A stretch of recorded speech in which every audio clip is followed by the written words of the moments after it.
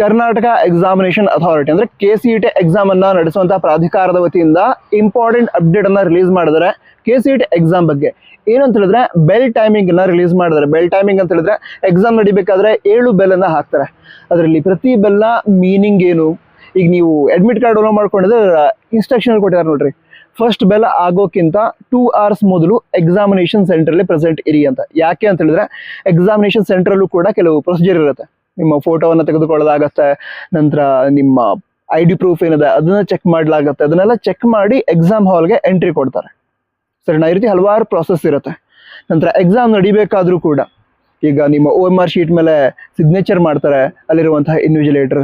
ನಂತರ nominal roll ಮೇಲೆ ನಿಮ್ಮ ಡೀಟೇಲ್ಸ್ ಅನ್ನ ಪಡೆದುಕೊಳ್ತಾರೆ. ಈ ರೀತಿ ಹಲವಾರು ಪ್ರಾಸೆಸ್ ಇರುತ್ತೆ. ಸೊ ಯಾವಾಗ ಯಾವ ಪ್ರಾಸೆಸ್ ನಡೆಯುತ್ತೆ, ಈಗ ಫಸ್ಟ್ ಬೆಲ್ ಆಯ್ತು ಅದರ ಮೀನಿಂಗ್ ಏನು, ಸೆಕೆಂಡ್ ಬೆಲ್ ಆಯ್ತು ಅದ್ರ ಮೀನಿಂಗ್ ಏನು, ಅದನ್ನ ತಿಳ್ಕೊಳ್ಬೇಕು ಅಂದ್ರೆ ಬೆಲ್ ಟೈಮಿಂಗ್ ನಿಮಗೆ ಅರ್ಥ ಆಗಿರ್ಬೇಕು.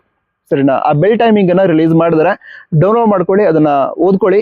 ನಂತರ ಬೆಲ್ ಟೈಮಿಂಗ್ ಬಗ್ಗೆ ಡೀಟೇಲ್ ಆಗಿ ನಾನು ವಿಡಿಯೋನ ಆಲ್ರೆಡಿ ಮಾಡಿದ್ದೀನಿ, ಚೆಕ್ ಮಾಡ್ಕೊಳ್ಳಿ. ಬೆಲ್ ಟೈಮಿಂಗ್ ಆಯಿತು, ಡ್ರೆಸ್ ಕೋಡ್ ಆಯಿತು, ಗರ್ಲ್ಸ್ ಮತ್ತು ಬಾಯ್ಸ್ಗೆ ಡ್ರೆಸ್ ಕೋಡ್ ಯಾವ ರೀತಿ ಇರುತ್ತೆ, ಸೊ ಅದ್ರ ಬಗ್ಗೆ ಡೀಟೇಲ್ ಆಗಿ ವಿಡಿಯೋನ ಆಲ್ರೆಡಿ ಅಪ್ಲೋಡ್ ಮಾಡಿದ್ದೀನಿ. ವಿಡಿಯೋದ ಲಿಂಕ್ ಡಿಸ್ಕ್ರಿಪ್ಷನ್ ಅಲ್ಲಿ ಇರುತ್ತೆ, ಚೆಕ್ ಮಾಡಿ. ನಂತರ all the best. Jai Hind, Vande Mataram.